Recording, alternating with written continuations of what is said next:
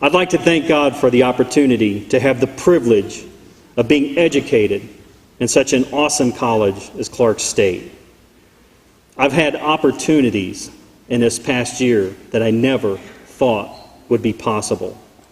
I want to thank my wife and mother for all their support, and I want to thank the faculty for always taking the time and going the extra mile and assisting us in reaching our goals. Your efforts will not go unrewarded, nor will they be forgotten. This has been a long time coming for me. I started years ago with an interest in furthering my education. But I quit after taking about 10 classes due to lack of time. I worked in the family plumbing and HVAC business and was just overwhelmed with work. I never lost the desire to learn. I was just too busy. And many of you know exactly what I'm talking about. I started back to Clark State in 2002, taking one class at a time to ease back into the educational process. At first, I didn't think I could handle it, the requirements and the time. But I was determined to see it through because I had a dream. A pastor friend once told me there are two types of people in life: those who are dreamers and those who have a dream. You see, the dreamer has many big plans. He speaks of what he will do one day. He has an imagination that has no limit. The dreamer knows that one day his ship will come in, and he just keeps looking on the horizon, waiting for that dream to come to pass. Not surprisingly, the dreamer's ship never docks. It's always on the horizon. Somehow hope is diminished, and the dreamer continues on in the unplanned, unfulfilling course his life has taken, unhappy with what is, yet too complacent to reach for something greater.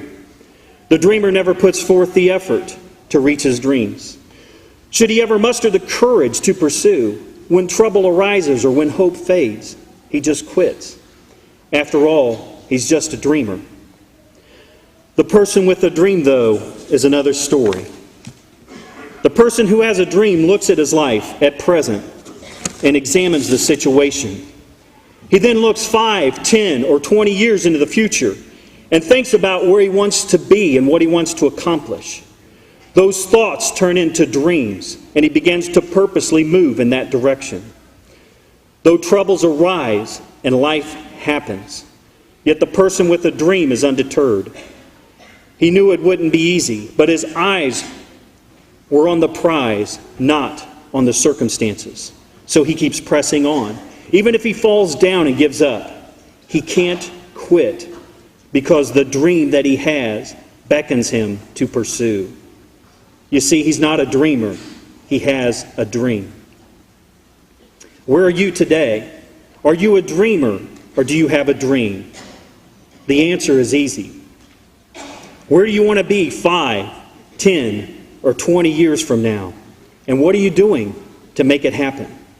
If you're not purposely moving towards that goal, you're a dreamer, but you don't have a dream.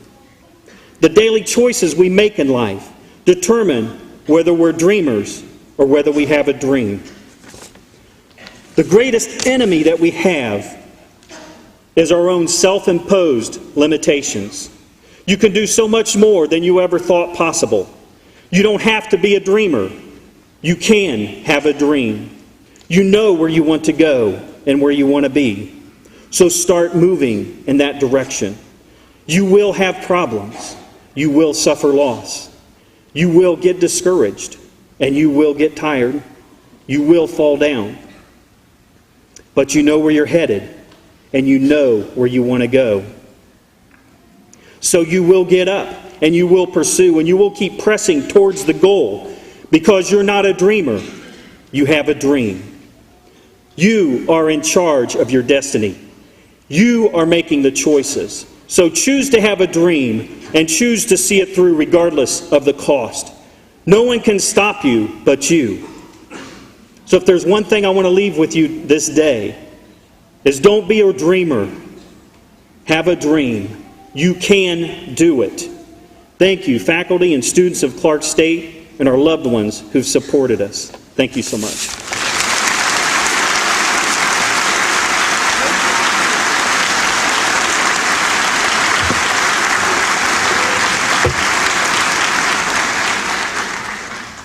Wonderful, wonderful, wonderful.